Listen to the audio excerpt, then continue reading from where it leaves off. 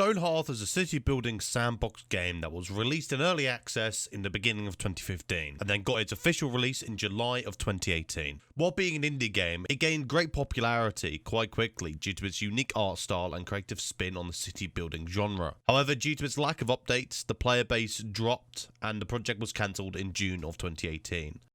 So today, we go back to Stonehearth and find out the good, the bad, and the real vision of the game and how it seemingly inspired the city building genre. And if you like this video, make sure to hit that like button, and then maybe think about subscribing, and also put in the comment section below your favourite memory from Stonehearth. But anyway, back to the video. So let's just get straight fucking into this. Let's go have a good time.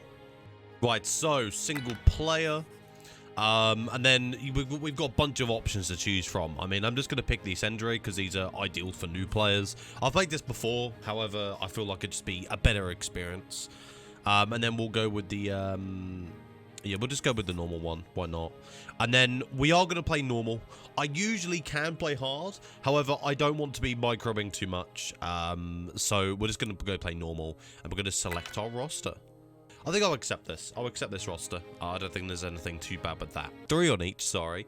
That's pretty good. We're just going to settle there. It's going to be the best bit we can get, because if we get a mixture of all of them, it will probably be pretty nice.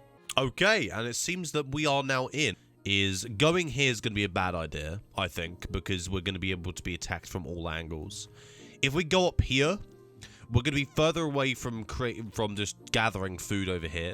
However, we'll be a lot more safer, and we should be a lot more secure. So I think what we're going to do is we're going to place down our lovely banner right here. Okay, so what I'm going to do is I'm going to pause first off. Right, so we need these guys to go do some stuff. And luckily for us, we can gather. Alright, so what we're going to do is we're going to send them on 3 speed to go do that. In our meantime, we need to go pick a lovely person to go make some food for us. So we need to go pick a farmer. I think we need 2 people to do a job, and I think a farmer's going to be the most ideal. So what we're going to do is we're just going to pick a farmer for this guy, and we need someone with high spirit and high one of these. That guy probably would have been a better farmer. I mean, would have been a better mason. However, we're going to go with this guy. Yeah, we'll go with this guy. Why not? And you will be our favorite carpenter. So after I sorted out the jobs, I finally organized my village. And we set it as Monkey Village because, well, why not? And then after that, we set up some farming areas and storage areas. And we finally got to building houses. And we're going to go to templates. And there's a bunch of stuff here. We can make the carpenter's house, which isn't a too bad of an idea. However, you know, we need to fit a bunch of people. We need to be able to make sure that they are safe, secure, and happy. Though probably not in the best beds. So what we're going to do is going to do the shared sleeping quarters right over here. And we're going to make 2 of them. We won't do both of them at the same time, however. But we will line them up. So they've got a 3-block gap like that, which is nice. Okay, so now we've got that done. We can make a little footpath as well. So we'll just do that. Yep. And then what we're going to do is we're going to grab this stone, though we have not done it yet. And we are going to do the flooring. So we'll have it go out by 6. Perfect stuff. And then what we're going to do is go along by 3. Perfect. So we don't actually have any of the stone right now to do that. But what we are going to do is we're going to build our first accommodation. Once the first sleeping area was built, we started building the second one, and on top of that, we got a mason at the same time. With this in mind, the blacksmith was all too close. We also started mining to get those sweet ores. So after a little bit, I thought it'd be nice to build the halflings their own little home. So I built 5 wooden homes for them, and I made it into a street. So we have made the first bit of the housing area. So it's 1 house per each. So we'll have 5 houses there. We're also going to have the 2 cottages over here for just building across that way as well, which is no issue. However, you know, we are starting to get there. We're not going to let them build that at the moment, though, because I just don't think it's right to do it now.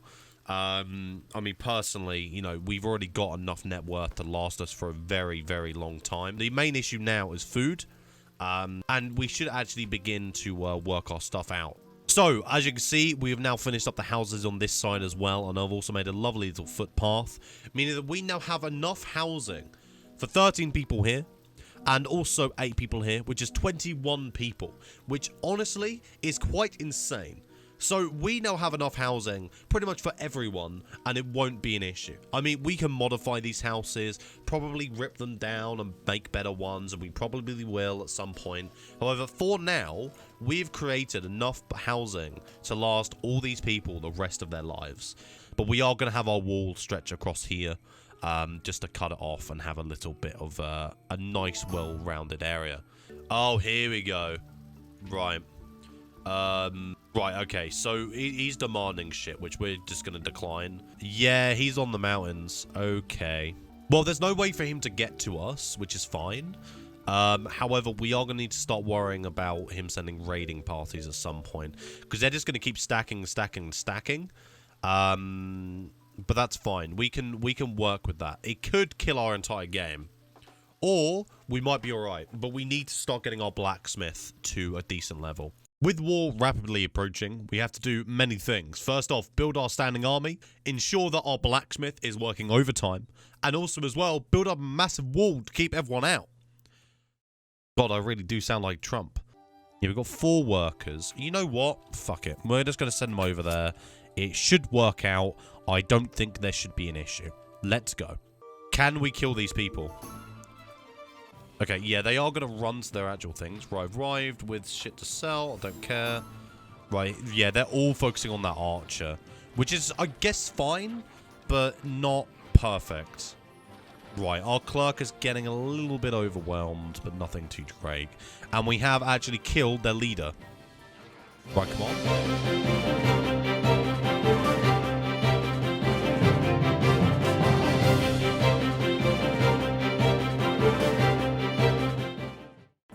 We'll also get them to collect this stuff as well in a moment.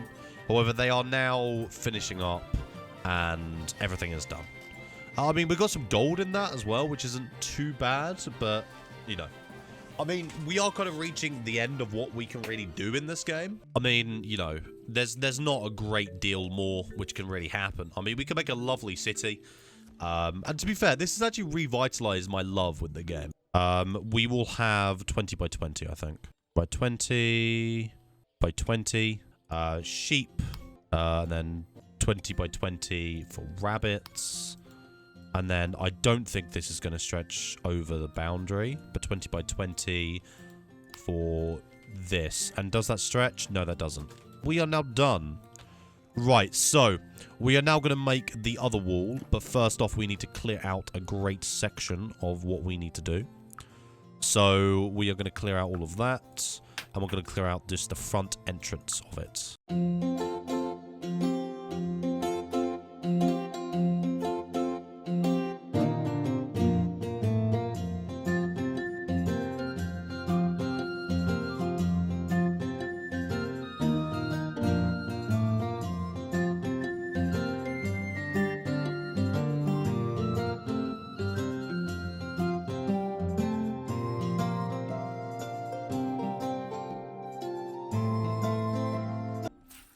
Oh wait, no, they're building the wall and the house. They're two of the same.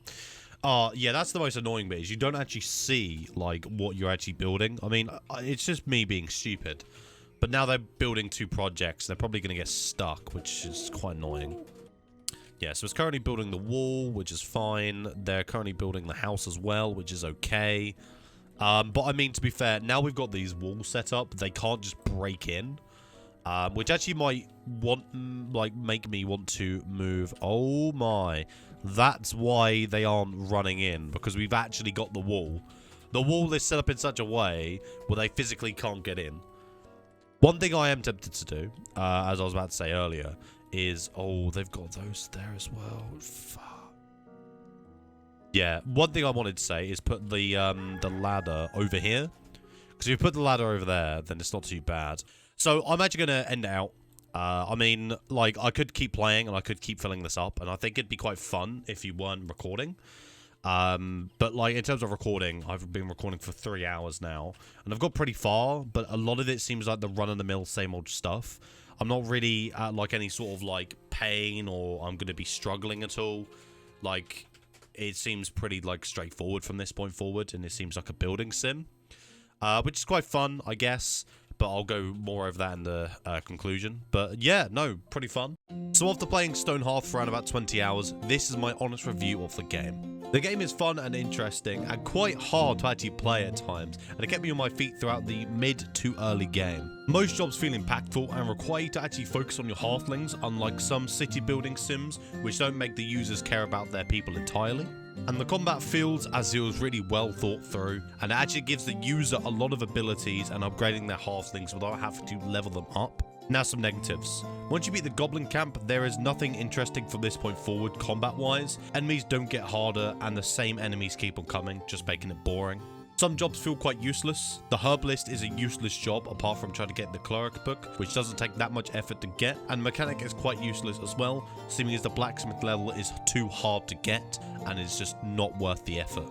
Along with that, sometimes when making custom buildings, the halfling's AI can break and consider them stuck. Even if there is a way to get out, or another NPC removes their way to get out, it just feels really bad and the AI is quite stupid in that way. So in conclusion, Stonehearth is a game I love to come back to and play so often. And while it can get boring at times, I love the building in this game and I really think it was well developed. The mod scene as well is strong and makes it 10 times better, but due to no more updates and the game dying more and more each year, it is just going to become a relic of what the indie game boom looked like and the fall of some of the games which just could not keep up with development and demand.